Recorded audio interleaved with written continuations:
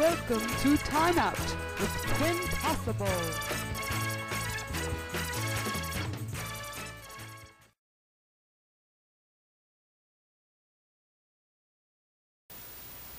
Hi there, and welcome to Time Out with Twinpossible. The things that I want to talk to you about right now are just like a little bit, it's not a recap, it's just an addition to the video I did on getting your kids to sleep through the night. I wasn't fully able in that 15 minutes to say everything I wanted to say. I'll try to keep it as brief as possible, but I just wanted to, get the rest in.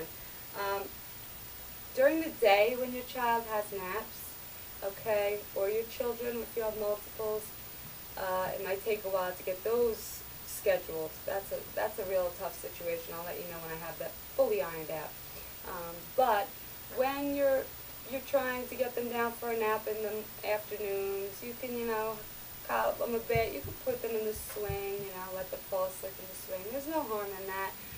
I just said at night, don't get them too used to like falling asleep in the swing, needing the swing, like 2 a.m. wanting to be in the swing.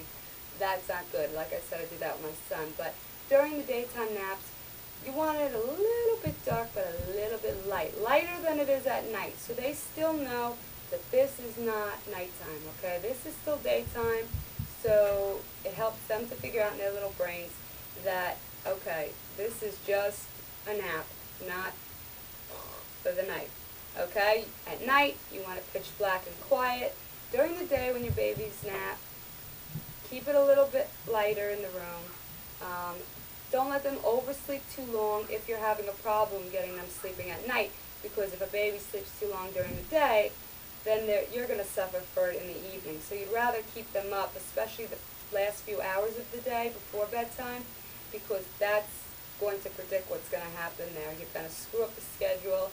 They're going to get up when you want to sleep or when you just fall asleep, and that's going to be tough on you. So you just want to try to get them to sleep as far from bedtime as possible, and if they're oversleeping, it's very hard to wake a sleeping child. They say with twins that if one is oversleeping, wake her up so that they'll nap together at the next session. But some babies do require more sleep than others, so you have to judge your baby or babies and see, some of them will sleep later in the morning and still be fine, and take another nap a couple hours later, and maybe even take a late afternoon nap and go to sleep right on time.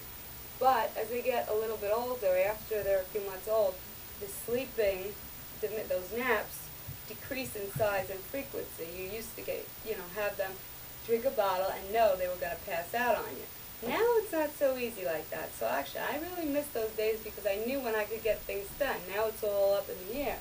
But we'll get a schedule going, and so will you. But I'm just trying to say that during the day, naps, don't let them be like too long if they're too late in the day. Try to just get the babies up, make a little extra noise. And also, big mistake I made with my daughter, everybody tiptoeing around, nap time, nighttime, everybody was just tiptoeing around, making sure there was no noises. You want your baby or babies to be used to noise, okay? You want them to be used to the dog barking its head off. You want to be used to other children running around in the house, or you on the telephone or a vacuum cleaner. You don't want those noises to startle them, because they will be waking up like every 5 minutes. Every time they hear a noise like that, it's going to shake them and they're going to wake up, okay, and start crying. So they do hear some of these noises in the womb, so you got a head start. So as long as you keep that going when they're born and continue on letting them hear the same sounds they did in the womb, they'll be okay. But if you do let them forget by keeping everything so quiet, then anytime they hear a loud noise of any sort, that is going to disrupt their sleep and cause a shock to their system and crime. So definitely don't tiptoe around your child. At nighttime, it's generally good to be quiet at night, dark at night, boring at night. That is good, because that really shows the child the differences. All those things show the child the differences between day and night. But when you have that during the day too, you get confusing. If the room is all dark, you're all quiet, tiptoeing, you're not going to get that realization in like a 6-week-old that this is day and night. And that's when my children realized it. Basically, they started to know day from night at about 6 weeks. And that I attribute to the things that we were doing, and these were some of them. And we didn't tiptoe around them for naps, and we still don't, and we won't. And it's worked out great. And nighttime has been a blessing. So, you know, tiptoe at night if you want. Keep it dark, keep it quiet.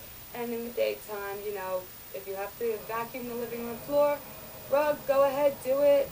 If you have to make a phone call, don't be afraid. If the phone rings, don't shut the volume off. I did this last time. I shut the ringer off on everything. I just basically sat like a lump until nap time was over. Don't do that, ladies. You're just setting up a routine that's going to, it's just going to wear you down. So I just wanted to add that. And also, if you have an extremely colicky baby, sometimes some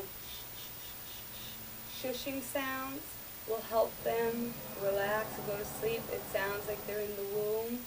When they're in the womb, they're hearing your belly and all your, you know, intestinal noises, and when they're moving around, they're hearing the fluid inside of you going.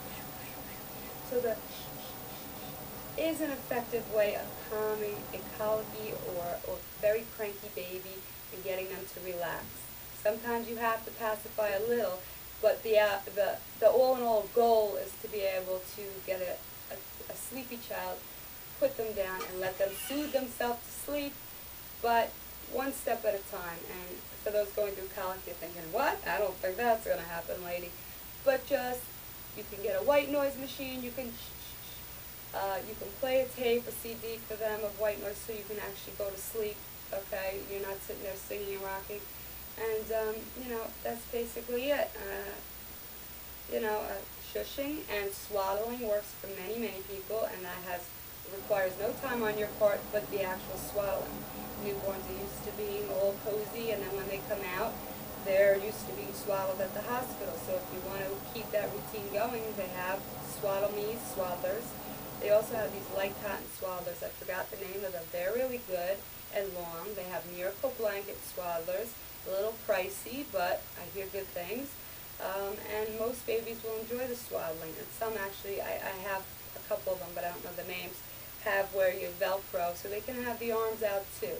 But you really can swaddle, even just using a basic swaddler. You can swaddle with the arms out or in. But the arms to the side, a tightly swaddled baby, that makes them feel secure and comfortable. So most babies enjoy that, and that might help them sleep a lot longer. And if you have a baby that just has to have their arms out, even half swaddling can be effective. So you just have to feel out your baby or your babies, get used to what they like and don't like, and just figure them out for yourself. But I just wanted to add those couple things in there, and I hope that you are sleeping peacefully through the night really, really soon. Thanks for watching. See you next time.